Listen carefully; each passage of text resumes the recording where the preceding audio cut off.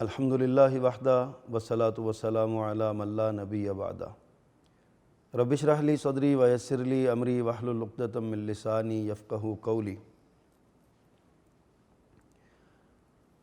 اللہم انفعنا بما علمتنا وعلمنا ما ينفعنا وزدنا علما۔ اما بعد، اعوذ باللہ من الشیطان الرجیم، بسم اللہ الرحمن الرحیم۔ انا فتحنا لک فتحا مبینا، صدق اللہ العظیم۔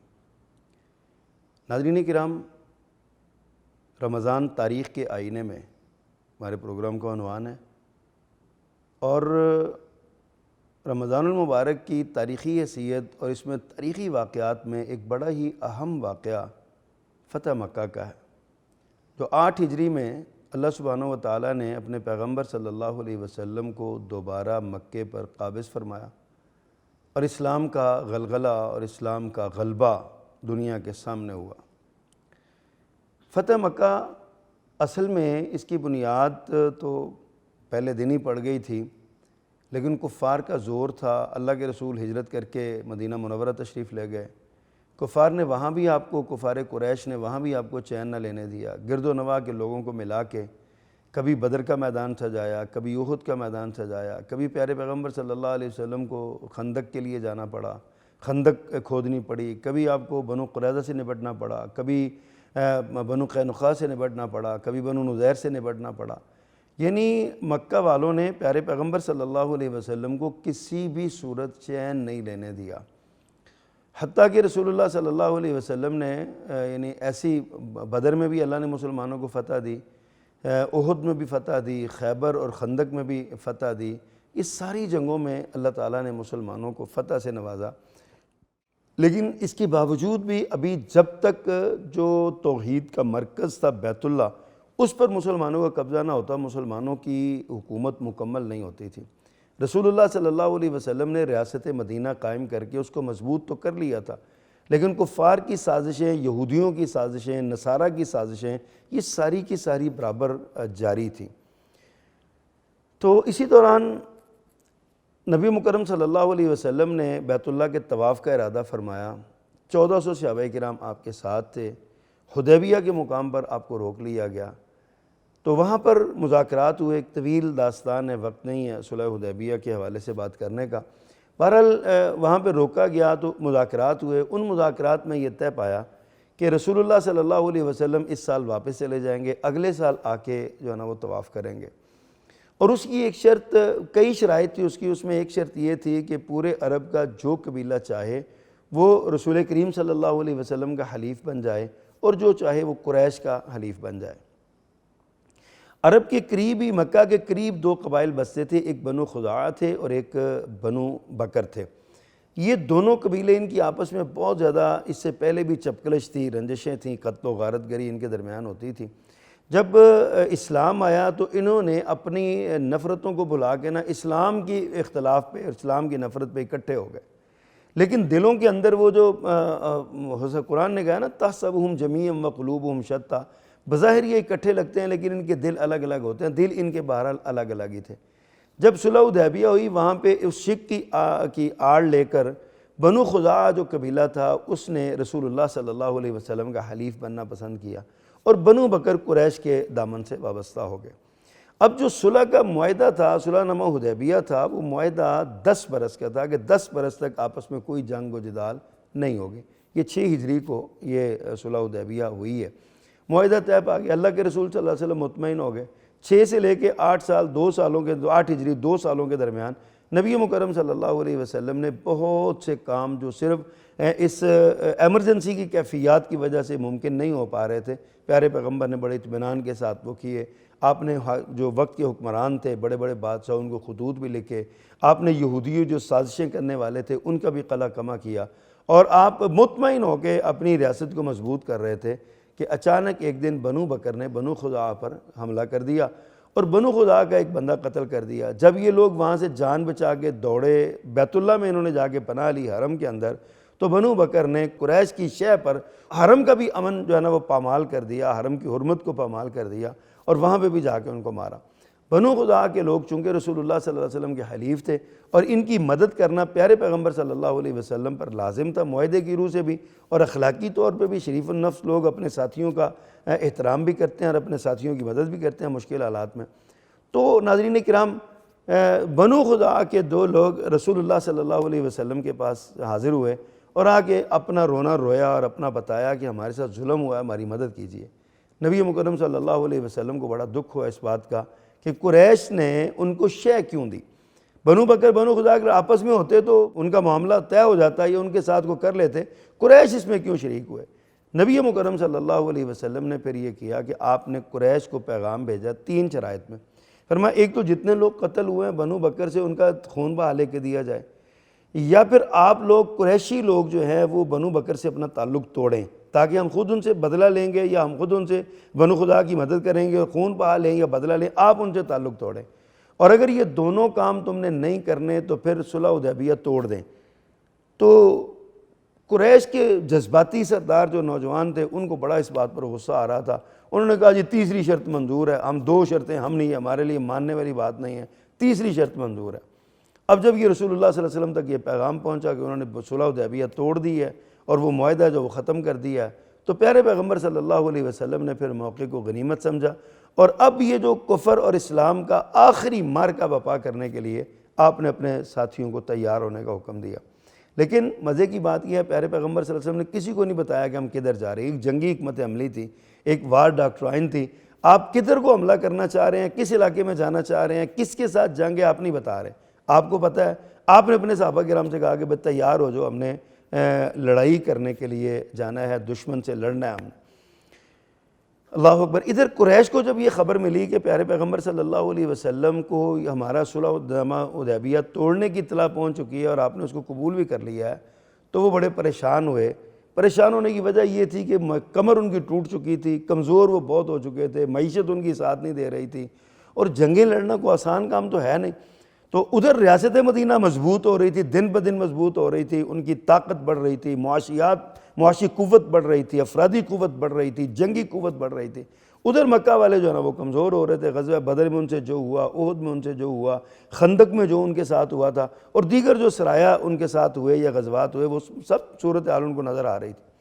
انہوں نے اپنے سردار ابو سفیان کو، جب بھی مسلمان نہیں ہوئے تھے، یہ فتح مکہ کے موقع پر ہی مسلمان ہوئے، جب یہ مسلمان ابھی نہیں تھے تو انہوں نے بھیجا ان کو کہ جاؤ جا کے تم صلح نامہ حدیبیہ کی تجدید کر کے آؤ۔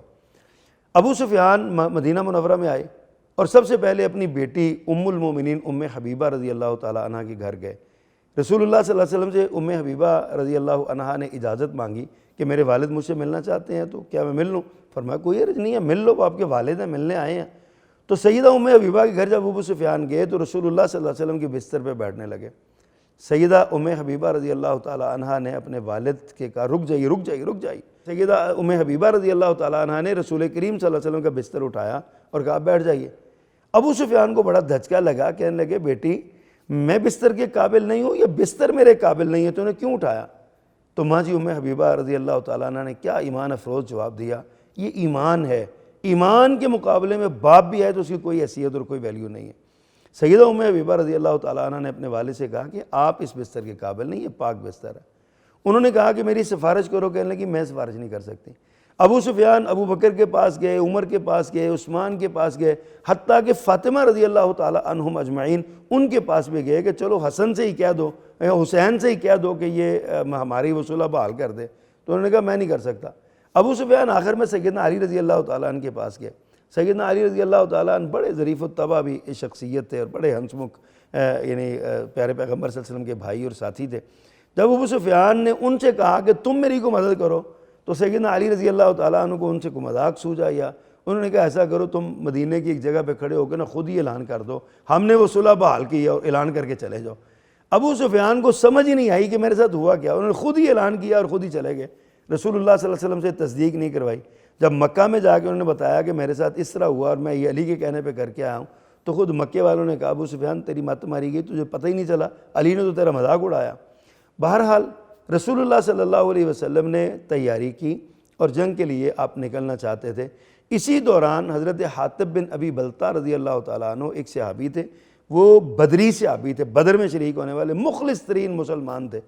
وہ ان کو پتہ چل گیا کہ مکہ کی طرف حملہ آور ہونا ہے، مکہ کی طرف جانا ہے، تو انہوں نے مکہ والوں پر ایک احسان چڑھانا چاہا۔ ان کے کوئی بچے ادھر رہتے تھے، کوئی رشتہ دار تھے، ان کے خاندان کے لوگ تھے، انہوں نے کہا میرا اور تو والی وارث ہے کوئی نہیں ہے، تو وہ ادھر رہتے ہیں، باقی سب کے وہ رسا اور رشتہ دار ہیں، وہ ان کی حفاظت کرتے ہیں، میرا کوئی نہیں ہے، چلو میں احسان چڑھاتا ہوں تو وہ میرے خاندان کی بھی حفاظت ہوگی۔ رسول اللہ صلی اللہ علیہ وسلم کو وحی کے ذریعے اطلاع مل گئی کہ حاتب نے خط لکھا ہے، اور وہ خط ایک عورت لے کے جا رہی ہے، روضہ خاک کے قریب وہ ہے۔ پیارے پیغمبر نے حضرت علی کو اور دو ساتھیوں کو اور بلایا رضی اللہ عنہم، تو ان سے کہا کہ تم یہاں بھی نکل جاؤ، روضہ خاک کے قریب جاؤ گے تو وہاں پہ تمہیں ایک عورت ملے گی، اس کے پاس ایک رکہ ہے، وہ رکہ لے کے آؤ۔ سیدنا علی رضی اللہ تعالیٰ عنہ وہاں پہنچے، عورت کو وہاں پہ پایا، اسے کہا کہ تمہارے پاس رکہ؟ اس نے کہا نہیں۔ میں کہا تلاشی دو، سارے سامان کی تلاشی لے، نہیں، رکہ نہیں نکلا، وہ مان نہیں رہی تھی۔ سیدنا علی رضی اللہ تعالیٰ نے پھر بڑا اسٹریٹ فارورڈ ہو کے کہا، ان سے کہا دیکھو شرافت کے ساتھ رکہ دے دو، اللہ کے رسول صلی اللہ علیہ وسلم نے فرمایا تمہارے پاس رکہ ہے، سچ ہے، جھوٹ تو ہو نہیں سکتا، رکہ تمہارے پاس موجود ہے، اگر تم نے رکہ نہ دیا تو ہم تمہارے کپڑے بھی اتار کے تلاشی لیں گے، پھر نہ کہنا میری بے حرمتی ہو گئی۔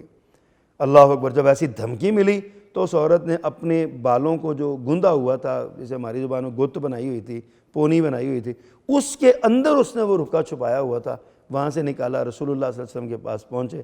حضرت عمر رضی اللہ تعالیٰ عنہ کو پتہ چلا کہ حاتب نے یہ حرکت کی ہے، تلوار لے کے کھڑے ہو گئے۔ اللہ کے پیغمبر یہ منافق ہو گیا، اس کو مجھے اجازت ہے کہ گردن اڑا دوں، اس نے آپ کا راز کیوں آؤٹ کیا ہے؟ نبی مکرم صلی اللہ علیہ وسلم ابھی کچھ کہنے والے تھے کہ سیدنا حاتب نے کہا اللہ کے پیغمبر میری بات سن لیجئے، پھر جو فیصلہ کریں گے مجھے قبول ہے۔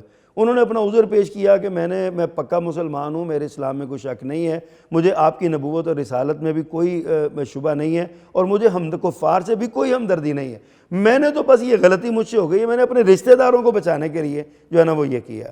اللہ اکبر۔ نبی صلی اللہ علیہ وسلم مسکرائے، فرمایا حاتب سچ کہہ رہا ہے، اس سے غلطی ہوئی ہے۔ حضرت عمر رضی اللہ تعالیٰ کہہ رہے تھے نہیں، اس کو سزا ملنی چاہیے۔ آپ نے پھر ارشاد فرمایا عمر تمہیں پتہ نہیں، حاتب ابن بلتہ بدری صحابی ہیں، اور اللہ نے ان کے بارے میں فیصلہ کر دیا جو بھی یہ کریں ان کو معاف ہے سارا کچھ، تو تم کیسے ان کو سزا دو گے؟ تو حضرت عمر رضی اللہ تعالیٰ پھر خاموش ہوئے۔ بہرحال رسول اللہ صلی اللہ علیہ وسلم رمضان کے مہینے میں آپ 8 ہجری میں آپ مدینہ سے نکلے اور آپ جا رہے ہیں مکہ کی طرف، اور آپ نے بڑا خوبصورت یعنی 10,000 افراد، 10,000 کا لشکر تھا رسول کریم صلی اللہ علیہ وسلم کے ساتھ جب آپ مدینہ منورہ سے نکلے، اور جب آپ مکہ کے قریب پہنچے نا، مر الزہران نامی ایک جگہ ہے، وہاں پہ آپ پہنچے تو آپ نے فرمایا لوگو ہر بندہ اپنی آگ الگ جلائے۔ اب 10,000 جب چولہا جل رہا تھا، آگ جل رہی تھی، 10,000 چولہے جل رہے تھے بیک وقت، تو جو چھپ چھپ کے مکہ کے باہر آئے تھے کچھ لوگ دیکھنے کے لیے، وہ تو ہکے بکے رہ گئے۔ ان میں جناب ابو سفیان بھی تھے، ابھی مسلمان نہیں ہوئے تھے، یہ دیکھ رہے تھے حالات، تو اللہ کے رسول صلی اللہ علیہ وسلم کے چچا عباس ان کو ملے، وہ مسلمان ہو چکے تھے، پہلے ہی انہیں اسلام قبول کر چکے تھے، بلکہ وہ مکہ میں ہی مسلمان تھے، اپنے اسلام کو چھپایا ہوا تھا انہوں نے۔ پر ابو سفیان جب ملے تو انہوں نے پکڑ لیا، اور ان کو پکڑ کے رسول اللہ صلی اللہ علیہ وسلم کے پاس لے آئے۔ اللہ کے رسول صلی اللہ علیہ وسلم کے پاس جا کے کچھ باتیں ہوئیں۔ بہرحال قصہ مختصر یہ کہ حضرت ابو سفیان رضی اللہ تعالیٰ نے اسلام قبول کر لیا۔ جب تک وہ اسلام کے دشمن تھے، بدترین دشمن تھے، اس میں شک ہی کوئی نہیں ہے، لیکن جب جناب ابو سفیان رضی اللہ تعالیٰ نے اسلام قبول کیا تو وہ انتہائی مخلص مسلمان تھے۔ انہوں نے اس کے بعد اپنی ساری زندگی اسلام کے غلبے اور اسلام کے فروغ اور اسلام کو غالب کرنے کے لیے آپ نے لگا دی۔ بہرحال جب یہ قافلہ یہاں سے چلا تو حضرت سعد بن عبادہ رضی اللہ تعالیٰ عنہ ایک دستے کے کمانڈر تھے، انہوں نے جوش میں آگے ایک بات کہہ دی، الیوم یوم الملحمہ، لوگو آج کا دن تو قتل و غارت گری کا دن ہے، آج کا دن تو خون حلال ہو جائے گا، آج کا دن تو کشتوں کے پشتے لگ جائیں گے، آج کے دن تو مکہ کی نالیوں میں جو ہے نا وہ پانی کی بجائے خون بہے گا، الیوم یوم الملحمہ، یہ بات کہہ دی۔ نبی مکرم صلی اللہ علیہ وسلم تک یہ جب ان کا یہ ترانہ گونجا، آپ تک پہنچا، تو آپ نے 2 عمل کیے۔ ایک تو فوری طور پہ آپ نے یہ فرمایا الیوم یوم المرحمہ، آج کا دن لڑائی کا، قتل و غارت گری کا، خون ریزی کا، خون بہانے کا دن نہیں ہے، بلکہ آج کا دن رحمتوں کا دن ہے، آج کا دن معافیوں کا دن ہے، آج کا دن سینے سے لگانے کا دن ہے۔ پیارے پیغمبر صلی اللہ علیہ وسلم نے اس طرح کر کے یہ کیا۔ اور دوسرا سعد بن عبادہ سے پرچم لے کے ان کی کمانڈری سے معزول کر کے ان کے بیٹے کو اسی دستے کا کمانڈر بنا دیا۔ اب جب یہ مسلمانوں کا لشکر مکہ میں داخل ہوا تو کسی میں جرت ہی نہیں تھی کہ مسلمانوں کو روک سکے۔ حضرت اکرمہ ابھی مسلمان نہیں ہوئے تھے، ان کی قیادت میں ایک دستہ چھوٹا سا 20-25 افراد کا، انہوں نے کوشش کی تھی کہ ہم مسلمانوں کو روک لیں اور لڑائی کریں اور یہ، اور حضرت خالد بن ولید رضی اللہ تعالیٰ عنہ کی قیادت میں وہاں پہ ایک دوسرا دستہ مسلمانوں کی طرف سے موجود تھا، انہوں نے ان کو بھگا دیا اور 10-11 افراد جو ہے نا وہ اس میں کام آئے، باقی سب بھاگ بھوگ گئے۔ تو اللہ کے رسول صلی اللہ علیہ وسلم نے انتہائی اطمینان کے ساتھ، تسلی کے ساتھ، بغیر خون کا قطرہ بہائے، بغیر کوئی انسانی جانوں کا نقصان کیے، آپ نے بیت اللہ پر قبضہ کیا اور آپ نے اپنی لاٹھی لے کر بیت اللہ میں پڑے ہوئے سارے بتوں کو صاف کیا اور اعلان کیا جاء الحق وزہق الباطل ان الباطل کان زہوقا، حق آ گیا، باطل مٹ گیا، باطل کو مٹنا ہی تھا، باطل مٹنے کے لیے ہی آیا تھا۔ اس لیے اللہ کے رسول صلی اللہ علیہ وسلم نے مکہ مکرمہ پہ اس طرح قبضہ کر لیا۔ آپ نے بیت اللہ میں داخل ہو کے نماز پڑھی، باہر نکلے تو آپ نے جب آپ مکہ میں داخل ہوئے تھے نا تو آپ اونٹنی پر سوار تھے۔ یہ کیسا فاتح تھا، کیسا یہ غالب حکمران تھا جس کا عالم یہ تھا کہ وہ اونٹنی پہ بیٹھے ہوئے تھے اور اس کی گردن جھکی ہوئی تھی اور زبان پہ ترانہ تھا لا الہ الا اللہ وحدہ انجز وعدہ ونصر عبدہ وحدم الاحزاب وحدہ۔ اللہ اکبر۔ فرمایا سب تعریفیں اس اللہ کے لیے، اس کے سوا کوئی معبود نہیں ہے، لا الہ الا اللہ، لا الہ الا اللہ وحدہ، اکیلا واحد اللہ ہے جس کا کوئی معبود نہیں ہے جس کے سوا، انجز وعدہ، اس نے اپنے وعدے کو پورا کیا، ونصر عبدہ، اپنے بندے کی مدد کی، وحزم الاحزاب وحدہ، اس نے اکیلے نہیں سارے لشکروں کو شکست دی۔ یعنی غلبہ ہوا، اللہ کے رسول فاتح ہوئے، غالب آئے، مسلمانوں کا لشکر ساتھ ہے، لیکن اس کو ایمان کہتے ہیں کہ اتنی بڑی فتح ملنے کے بعد اپنے دل میں تکبر نہیں ہے، غرور نہیں ہے، گردن میں اکڑ نہیں ہے، لوگوں کے بارے میں نفرت نہیں ہے، اپنے آپ کو بڑا نہیں بنایا بلکہ اللہ کی تعریف کی ہے۔ یہ پیارے پیغمبر کا سبق ہے، پیارے پیغمبر کی تعلیم ہے، اللہ کی تعریف کی کہ اللہ تو نے اکیلے نے ہماری مدد کی ہے، تو اکیلا ہی عبادت کے لائق ہے، تو نے اکیلے نے ہی سارے وعدے پورے کیے ہیں، تو نے اکیلے نے ہی سارے لشکروں کو شکست دی ہے، آج ہمیں یہاں پہ مظفر و منصور اور غالب کر دیا۔ عثمان بن ابی طلحہ، ان کے پاس چابی تھی اس خاندان کی، وہ کلید بردار کعبہ تھے۔ پہلے نا شروع میں جب آپ نے نبوت کا اعلان کیا تھا تو آپ نے عثمان سے کہا تھا عثمان ایک چابی تو دو ذرا دروازے کی، میں اندر جا کے نماز پڑھنا چاہتا ہوں۔ تو عثمان نے کہا تھا بھاگو یہاں سے تو میں چابی دوں، کوئی چابی نہیں ملنی۔ تو آپ نے فرمایا تو عثمان اس وقت کیا حال ہوگا جب چابی میرے ہاتھ میں ہوگی اور میں جس کو چاہوں گا دے دوں گا۔ تو عثمان بن ابو طلحہ کہنے لگے اس وقت تو پھر قریش مر چکے ہوں گے سارے۔ فرمایا یہ تو قریش کی عزت کا دن ہوگا، قریش کی زندگی کا دن ہوگا۔ اللہ اکبر۔ ناظرین کرام، رسول کریم صلی اللہ علیہ وسلم نے اسی ابو طلحہ سے چابی لی اور آپ نے اندر جا کے نماز پڑھی، سارے بت گرائے، باہر نکلے، عثمان کو بلایا۔ حضرت علی درخواست گزار تھے کہ یہ چابی ہمیں دے دیں، حضرت عباس نے درخواست کی کہ چابی مجھے دے دیں، ہمیں ہمارے خاندان کو یہ چابی دیں، ہم باقی خدمت کرتے ہیں تو چابی بھی ہمیں دے دیں، عثمان بن ابی طلحہ کے خاندان سے چابی چھین لیں۔ لیکن پیارے پیغمبر صلی اللہ علیہ وسلم نے فرمایا آج وفاؤں کا دن ہے، آج محبتوں کا دن ہے۔ عثمان کو بلایا، فرمایا عثمان یہ لو چابی، اور اب میں تمہیں چابی دے رہا ہوں، قیامت تک یہ تیرے خاندان میں چابی رہے گی، جو تیرے خاندان سے چابی چھینے گا وہ ظالم ہوگا، اللہ کی نظروں میں وہ ظالم ہوگا، ظالم کے بغیر تیرے خاندان سے کوئی چابی نہیں چھین سکتا۔ آج 14 صدیاں گزر گئی ہیں، وہ چابی کلید بردار کعبہ جو ہیں وہ خاندان عثمان بن ابو طلحہ ہی ہیں۔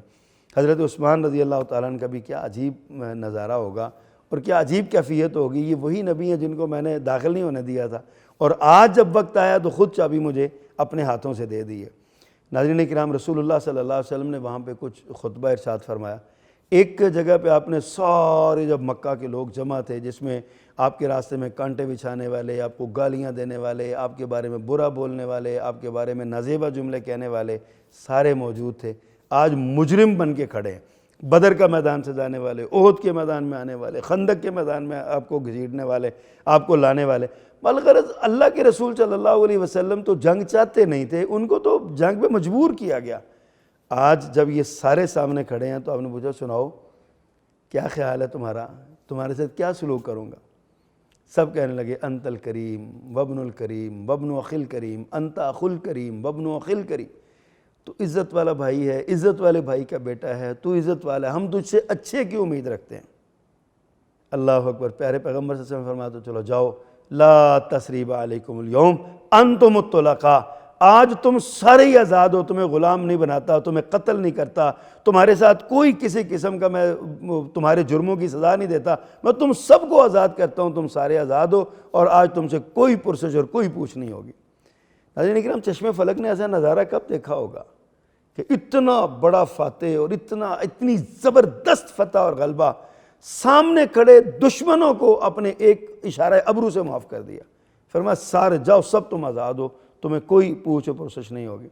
کتنے لوگ یہ سن کے، یہ دیکھ کے مسلمان ہوئے ہوں گے، اور یہ کیسا سلسلہ تھا۔